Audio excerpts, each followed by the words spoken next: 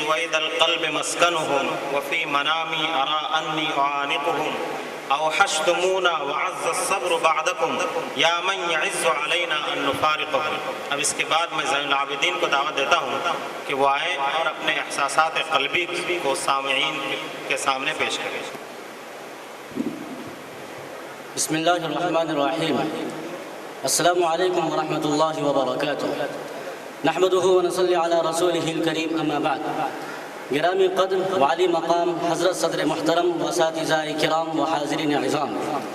آج کی پرکیف و نشاطہ کی بزم جو بادی النظر محض ایک رسم و روایت روٹین ورک اور سالانہ معمول معلوم ہوتی ہے، حقیقت میں سیرت نبوی اور سنت مصطفی سے مستفاد ایک اہم، مفید اور مؤثر عمل ہے۔ حضرات، اللہ کا فضل اور اس کا احسان ہے کہ آج سنت نبوی کی روشنی میں اتباع رسول کے مبارک جذبہ اور پاکیزہ نیت کے ساتھ ہم اپنے اساتذہ اور مخلص خیر خواہوں کی عنایتوں، محبتوں، دعاؤں کے سائے میں یہ حسین اور یادگار بزم سجائے بیٹھے ہیں۔ عزیزان گرامی،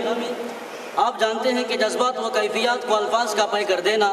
اور قلبی واردات و احساسات کو لفظوں میں بیان کرنا انتہائی دشوار، نازک اور مشکل عمل ہے، اس لیے کہ الفاظ محدود ہیں اور جذبات مثل بحر بے کرام، رموز معرفت کو معنی بے لفظ کہتے ہیں۔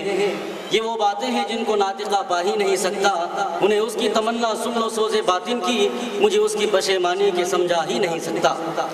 بہت ہوا تو اشک غم اور خون جگر میں ڈوبے ہوئے جگر لخت لخت اور دل صد پارا کے کل ہندا مند لہو رنگ ٹکڑے قرطاس غم و عالم پر سجا کر نظر سامعین کیے جا سکتے ہیں، لیکن حقیقت یہ ہے کہ اس سے بھی قلب حزین اور دل رنجور کی نازک جذبات کی ترجمانی کا حق ادا نہیں ہو سکتا، اس لیے کہ ادا کیوں کر کریں گے چند آنسو دل کا افسانہ،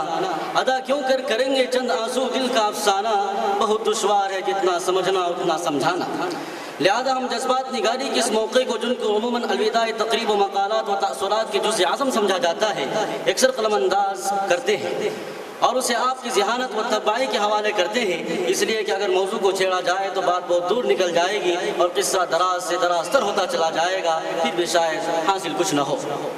طوفان نوح لانے سے ہے چشم فائدہ، طوفان نوح لانے سے ہے چشم فائدہ، دو اشک بھی بہت ہیں اگر کچھ اثر کریں۔ ہم صرف الوداعی خطاب اور آخری بات کے طور پر بہت اختصار کے ساتھ اپنے سامعین سے کچھ عرض کرنا چاہتے ہیں۔ ہم نشینان بزم اور رفقائے انجمن،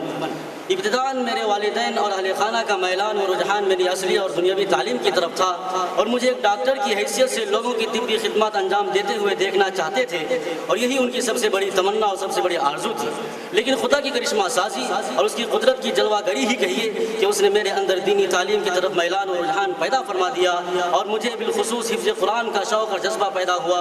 اور میں بحمدللہ و فضلہ ایک عصری تعلیم گاہ اور دانشگاہ میں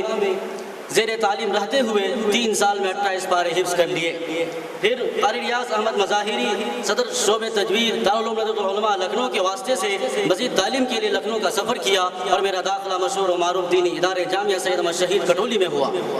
میں نے وہاں حفظ مکمل کیا اور عربی تعلیم شروع کی، لیکن ماحول کی ناسازگاری اور فضا کی نامساعدگی کی بنا پر اپنے وطن واپس آنا پڑا۔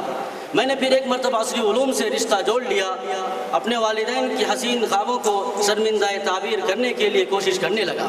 لیکن پھر بھی اسلامی علوم و فنون کی تحصیل کا جذبہ جو ایک عرصہ ہوا سرد پڑ گیا تھا بیدار ہوا، اور میں نے اپنے شہر بنگلور کی مشہور و معروف شخصیت حضرت مولانا شبیر ندوی صاحب کے ادارے جامعۃ الحسنین میں داخلہ لیا، اور میں کالج کے ساتھ ساتھ وہاں پر 2 سال ذیل تعلیم رہا، کیونکہ وہاں کے تعلیم کے اوقات فجر کے بعد سے صبح 10 بجے تک رہتے تھے، جس کی وجہ سے دوسرے امور کی انجام دہی میں سہولت تھی۔ پھر اس کے بعد میں نے جامعہ ضیاء العلوم کنڈول کے لیے رخت سفر باندھا، اور آج ہمارا دل اللہ رب العزت کے لیے شکر و امتنان کے جذبے سے سرشار ہے کہ جامعہ ضیاء العلوم کنڈول سے ہماری عالمیت کے مرحلے کی تکمیل ہو رہی ہے۔ حاضرین مجلس، ہم بسط ادب و نیاز اپنے مشفق و کرم فرما اور مخلص خیر خواہ اساتذہ کرام کی خدمت میں بہت ہی خلوص و عاجزی کے ساتھ یہ عرض کرتے ہیں، ہمیں جو کچھ بھی ملا اور ہم جو کچھ بھی بنے، اللہ کی توفیق و تائید کے بعد آپ کی مخلصانہ دعاؤں، خیر خواہانہ نصیحتوں، رحیمانہ شفقتوں، کریمانہ عنایتوں، فیاضانہ نوازشوں، کرم فرمائیوں کا صدقہ ہے۔ ہم جیسے بھی ہیں، اچھے یا برے، آپ ہی کی تخم ریزی، آبیاری اور تربیت و مشاہدگی کا ثمرہ ہے۔ اور باغباں کو اپنے چمن کے ہر گل اور ہر خار سے محبت ہوتی ہے، لہذا ہم آپ سے آپ کی محبت اور رہنمائی اور دعاؤں کے خواستگار ہیں۔ ہم سے آپ کی حقوق کی ادائیگی اور آپ سے کسب فیض میں جو کوتاہیاں ہوئی ہیں وہ یقیناً سزاوار عذاب و عتاب بنانے کے لیے کافی ہیں، لیکن ہم ہمیشہ کی طرح آج بھی آپ سے عفو درگزر، کرم گستری اور چشم پوشی کی امید کرتے ہیں۔ اتیت جرمن شنیان وانت للعفو اہلو فإن عفوت فمن وإن قتلت فعدل۔ ہم آپ کی عظمتوں کو سلام کرتے ہیں، آپ کے قدموں میں اپنی بے مائگی اور اشک ندامت کے موتی نچھاور کرتے ہیں۔ اس کے بعد ہم فارغ ہونے والے احباب سے عرض کرتے ہیں کہ دوستو، بلا شبہ یہ مرحلہ بڑا ہی پرخطر صبر آزما ہے۔ اس وقت آپ کے جذبات میں تلاطم بپا ہوگا، دل رو رہا ہوگا، یہ عجیب کیفیت ہے، نہ سکون نہ بے قراری۔ چمن کے گوشے گوشے سے صدا آ رہی ہوگی، آ اندلیم مل کے کریں آہ و زاریاں، آ اندلیم مل کے کریں آہ و زاریاں، تو ہائے گل پکار میں چلاؤں ہائے دل۔ لیکن ایسے نازک اور روح فرسا موقع کے لیے ہمیں سیرت نبوی سے سبق ملتا ہے۔ رحمت کا ابر بن کے جہاں بھر میں چھائیے، رحمت کا ابر بن کے جہاں بھر میں چھائیے، عالم یہ جل رہا ہے برس کر بجھائیے۔ وآخر دعوانا الحمدللہ رب العالمین۔